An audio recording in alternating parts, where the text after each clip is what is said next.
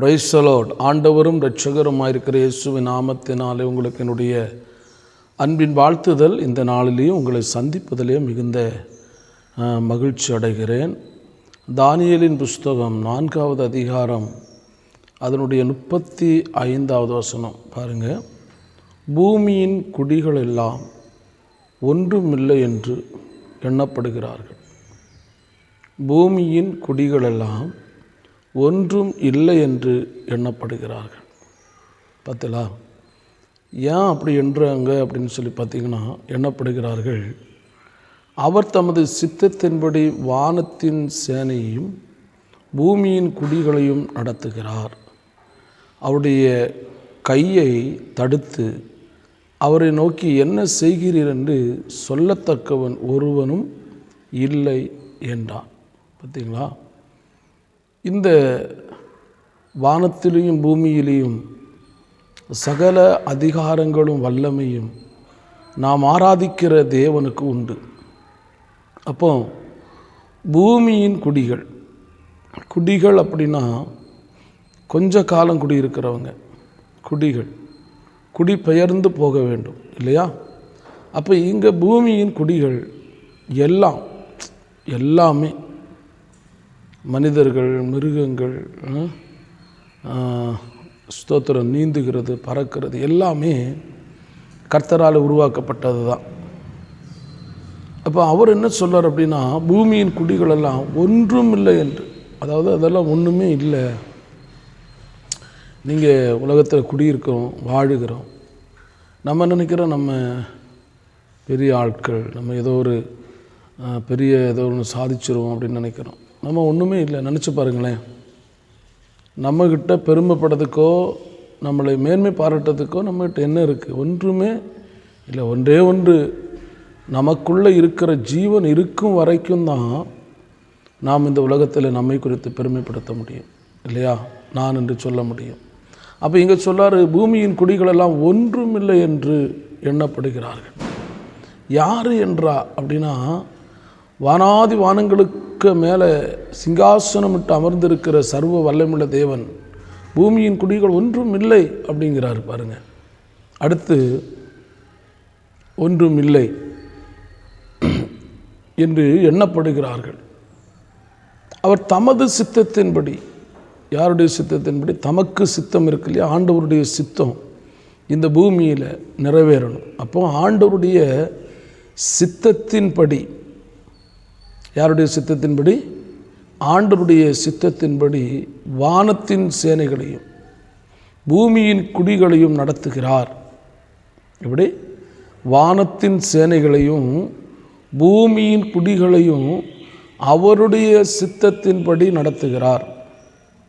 நாம் என்ன நினைக்கிறோம் அப்படின்னா, நம்முடைய சித்தத்தின்படி தான் நம்ம வாழ்ந்துட்டு இருக்கிறோம் அப்படின்னு நினைக்கிறோம் இல்லையா? நம்ம ஆண்டவருடைய சித்தத்தின்படி தான் இந்த உலகத்தில் வாழ்ந்து கொண்டிருக்கிறோம். Praise the Lord. ஆண்டவருடைய சித்தத்தின்படி தான் நீங்கள் வாழுகிறீர்கள். உங்களுக்கு உங்களை பற்றி எதுவும் தெரியாது இல்லையா? ஆமாம். அப்போ உங்களை அவருடைய சித்தத்தின்படி இந்த உலகத்தில் வாழ வைத்து கொண்டிருக்கிறார். அப்போ அவருடைய சித்தத்தின்படி வாழ வைக்கும்போது நீங்கள் அவர் தெய்வம் என்கிறதை நீங்கள் அறிந்து கொண்டால் அது எவ்வளவு பெரிய ஆசீர்வாதமாக இருக்கும் என்று கொஞ்சம் யோசித்து பாருங்கள் இல்லையா? பாருங்கள், அடுத்து சொல்லார் பாருங்கள், ஒன்றும் இல்லை என்று எண்ணப்படுகிறார்கள். தமது சித்தத்தின்படி வானத்தின் சேனைகளையும் பூமியின் குடிகளையும் நடத்துகிறார். வானத்தின் சேனைகள், ஆகாய மண்டலங்கள் இருக்கிற ஒவ்வொரு காரியங்களையும் அவருடைய சித்தத்தின்படி, மனிதனுடைய சித்தத்தின்படி நடக்காது. மனிதனுடைய யோசனைகள் எதுவும் அது நிறைவேறதுக்கு வாய்ப்புகள் இல்லை. ஆமாம், ஒருவேளை நிறைவேறலாம், நிறைவேற்றி கொண்டிருக்கிற சில காரியங்கள், கொஞ்ச காரியங்கள் நிறைவேறலாம். அதனால் அவர்கள் கடவுள் ஆயிட முடியாது. ஒரு 50 ஆண்டுகளோ இல்லைன்னா ஒரு 70 ஆண்டுகளோ ஒரு மனிதன் செய்கிற ஒரு குறிப்பிட்ட காரியங்களை அவர்கள் நிறைவேற்றுகிறார்கள் என்று சொன்ன உடனே அவர்கள் கடவுள் ஆயிட முடியாது. ஏன்னா பூமியிலோனா 1-2 காரியங்கள் செய்யலாம், இல்லைன்னா ஸ்தோத்திரம் வானத்தில் ஏதோ 1-2 காரியங்களை செய்யலாம். எல்லாம் அவர்களால் என்ன செய்ய முடியாது, அவர்களால் செயல்படுத்த முடியாது. ஏன்னா அவருடைய சித்தத்தின்படி அவைகளை நடத்துகிறாராம். எல்லாத்தையுமே. சூரியனை நீங்கள் ஒரு நாள் உதிக்காமல் நிப்பாட்டுவீங்களா? முடியாதுல்ல. மழையை ஒரு நாள் வராமல் நிப்பாட்ட முடியுமா? அப்படின்னா ஒருவேளை மனிதர்களுக்கு அந்த மேகத்தை கலைச்சி விடுகிற ஒரு சூழ்நிலைகள் இருக்கிறது, அதை ஒருவேளை கலைச்சி விடலாம். ஆனால் எல்லாம் முடியுமா அப்படின்னு சொல்ல முடியாது. மனிதர்களுக்கு முடியாது. எல்லாம் சாத்தியமா அப்படின்னா முடியாது. ஏதோ ஒரு சில காரியங்களை வைத்து கொண்டு மனிதர்கள் தெய்வம் என்றும் இல்லை மனிதர்களால் சாதிக்க முடியும் என்று நினைக்கிறது மிக மிக தவறு. ஆமாம், செய்யலாம். ஏதோ ஒரு காரியங்கள், ஒரு சில காரியங்கள், அந்த ஞானத்தையும் அந்த அறிவையும் ஆண்டவர் மனிதர்களுக்கு கொடுத்துருக்குறாங்க. புரியுதுங்களா? ஒரே நிமிஷத்தில் மனுஷனுடைய ஞானத்தை ஒன்றுமில்லாமல் ஆக்கிட முடியும். அதுக்கு தான் பல நபர்கள் நீங்கள் ரோட்டில் பார்க்கும்போது தெரியும், எத்தனையோ பேர் மனநல பாதிக்கப்பட்டவர்களாக பைத்தியக்காரர்களாக அலைகிறாங்க. எத்தனையோ பேர் வியாதியஸ்தராக மாறிடுறான். பயங்கரமாக திடீரென்று சொல்லி தன்னுடைய கைகால்கள் விழுந்து போயிடுது. இப்படி எவ்வளவோ பெரிய பெரிய காரியங்கள் நடக்குது. அதெல்லாம் தடைப்படுத்த முடியாது. சில காரியங்கள் மனிதர்கள் தடுக்கலாம், ஆனால் தடுக்க முடியாதுன்னு சொல்ல. ஏதோ சில காரியங்கள் மட்டும்தான். எல்லாத்தையும் மனிதர்களால் செய்ய முடியாது என்கிறதை நான் இங்கே சொல்லுகிறேன். அப்போ அடுத்து சொல்ல பாருங்க, பூமியின் குடிகள் எல்லாம் ஒன்றுமில்லை என்று எண்ணப்படுகிறார்கள். அவர் தமது சித்தத்தின்படி வானத்தில் செய்கிறார். அடுத்து பாருங்க, பூமியின் குடிகளையும் நடத்துகிறார். உங்களையும் அவருடைய சித்தத்தின்படி தான் நடத்துகிறார். அந்த சித்தத்தின்படி நடத்தும் போது அவர் தான் என்ன நடத்துகிறாருங்கிறத உணர்ந்து கொள்ளணும். நம்ம நினைக்கிறது என்னென்னா, நம்ம ஏதோ சாப்பிட்றோம், நம்ம ஏதோ என்னெல்லாமோ பண்ணிகிட்ருக்கிறோம், அதனால் நம்ம வாழ்ந்துரு இல்லை. அவர் நடத்துகிறாரு. சில நேரத்தில் நீங்கள் யோசித்து பாருங்களேன், தூங்கிட்டே இருப்பாங்க. நைட்டு நல்லா தான் தூங்கினார், காலையில் போய் தட்டி எழுப்புறாங்க, ஆள் உயிரோடு இல்லை, நைட்டு தூக்கத்திலேயே போயிட்டார். புரியுதா உங்களுக்கு? ஆமாம், நடந்து போயிட்டு இருக்கிறாங்க, ஆள் காணும், கீழே விழுந்துட்டாங்க. பேங்கில் பணம் போட போகிறாங்க, முடிஞ்சு போச்சு. வீட்டில் வந்தாங்க, இதை இப்போ தான் உட்காந்துருந்தாங்கங்க, ஒரு 5 நிமிஷத்துக்கு முன்னாடி தான் பார்த்துட்டு வந்தேன், இல்லை ஆளை காணும். ஏன்?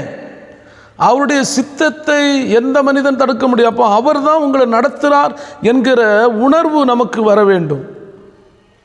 இப்போ அவர் யாருங்கிறத நீங்கள் சிந்திச்சு பார்க்கணும். அவர் எப்படிப்பட்டவராக இருப்பார், எவ்வளோ மகிமையான தெய்வமாக இருப்பார். அவரை நம்ம ஒரு குறிப்பிட்ட காரியத்தை வைத்து இதுதான் இதுதான் என்று சொல்லி நம்ம வர்ணித்து கொண்டு இருக்கிறோமோ, அவர் அல்ல. அவர் நீங்கள் உங்களுடைய நினைவுகளுக்கு அடங்காதவர். உங்களுடைய நினைவுகளுக்கும் உங்களுடைய சிந்தனைகளுக்கும் அவர் அப்பாற்பட்டவர். மனிதனுடைய யோசனைக்கு அவர் எட்ட மாட்டார். அவ்வளோ பெரியவர். அவரை சிந்திச்சே பார்க்க முடியாதுங்க, அவர் யோசித்தே பார்க்க முடியாது. அவ்வளவு பெரிய மகா பரிசுத்தமான தெய்வம். அதுதான் அவர் சொல்லார் பாருங்க, சித்தத்தின்படி என்ன சொல்ற, தமது சித்தத்தின்படியே வானத்தின் சேனைகளையும் பூமியின் குடிகளையும் நடத்துகிறார். அடுத்து பாருங்க, அவருடைய கையை தடுத்து, அவருடைய கையை தடுக்கிறதுக்கு இந்த உலகத்தில் யாரும் இல்லை. கடவுளுடைய சர்வ வல்லமுள்ள தேவனுடைய கரத்தை தடுப்பதற்கு உலகத்தில் யாரும் இல்லை. ஏதோ ஒரு மனிதனை நீங்கள் தடைப்படுத்தலாம், ஏதோ ஒரு மனிதர்களை ஒரு வேளை அதை செய்யாத இதை செய்யாதுன்னு சொல்லலாம். ஆனால் உலகத்தையே ஆளுகை செய்கிற சர்வ வல்லமையுள்ள தேவனுடைய கரத்தை தடைப்படுத்துவதற்கு இந்த உலகத்தில் ஒரு மனிதனும் பிறக்கவில்லை, இனி ஒரு மனிதனும் பிறக்கப் போகிறதும் இல்லை. அவ்வளவு பயங்கரமான தெய்வம் நாம் ஆராதிக்கிற தெய்வம். ஹல்லேலூயா. அப்படிப்பட்ட மகத்துவமான தெய்வத்தை நீங்கள் உணர்ந்து கொள்ளணும். நீங்கள் என்ன செய்யணுங்க? உணர்ந்து கொள்ளணும். அவர் பயங்கரமான தெய்வம். அந்த பாருங்கள், அந்த வசனத்தை மறுபடியும் பாருங்களேன். ஸ்தோத்திரம். பாருங்கள், தமது சித்தத்தின்படி வானத்தின் சேனைகளையும் பூமியின் குடிகளையும் நடத்துகிறார்.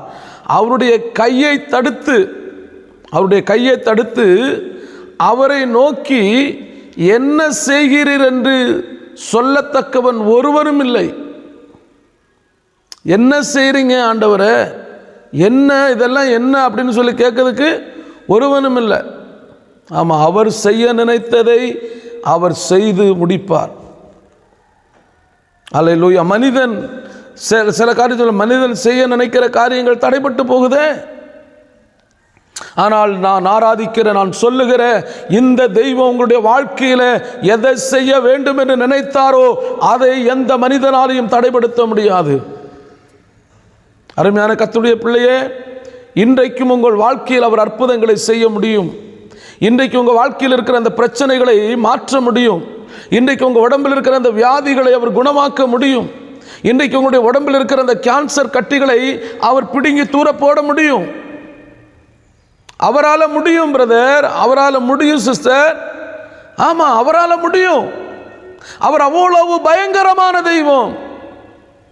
அந்த பயங்கரமான தெய்வத்தை, அவ்வளவு வல்லமை உள்ள தெய்வத்தை, வானத்தின் சேனைகளை ஆளுகிற தெய்வத்தை, பூமியின் குடிகளை ஆளுகை செய்கிற தெய்வத்தை, அந்த தேவாதி தேவனை ஆராதிப்பதற்கு நமக்கு மனம் வரணும் இல்லை? அந்த தெய்வத்தை ஆராதிக்கணுங்கிற எண்ணம் வரணும் இல்லை? அப்படிப்பட்ட எண்ணம் உங்களுக்கு உருவாகட்டும். நாம் ஆராதிக்கிறவர் சர்வ வல்லமுள்ள தேவன். நாம் ஆராதிக்கிறவர் ஜீவனுள்ள தேவன். நாம் ஆராதிக்கிறவர் மரணத்தை ஜெயித்த தெய்வம். அவர் செய்ய நினைத்ததை தடுப்பதற்கு, தடைப்படுத்துவதற்கு உலகத்தில் ஒருவரும் பிறக்கவில்லை, பிறக்கப் போகிறதில்லை. அப்படிப்பட்ட மகிமையான தெய்வத்தை ஆராதிப்பதற்கு ஒரு வாய்ப்பு உங்களுக்கு கடவுள் கொடுத்திருக்கிறார்னா அதற்கு நீங்கள் ஆண்டவருக்கு நன்றி செலுத்தி அவருக்காக வாழுங்க. கர்த்தர் உங்களை மேலும் மேலும் ஆசீர்வதிப்பாராக. God bless you. ஆமென்.